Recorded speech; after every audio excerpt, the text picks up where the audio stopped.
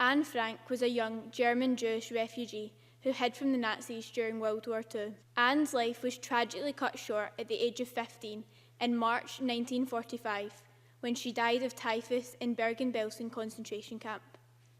Anne documented her time in hiding in the form of a diary, which was published by her father Otto to share her story.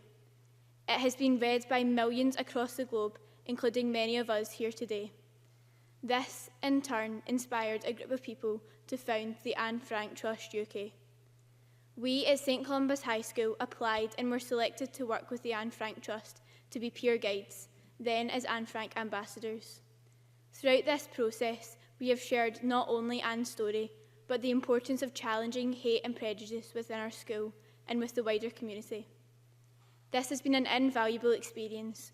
Not only have I learned more about Anne's story, but I have become more aware of discrimination in society and now feel more confident in using my voice to challenge prejudice and hate. Children are the future, which is why we need more young voices to speak up so they can grow up in a more open-minded and more tolerant world.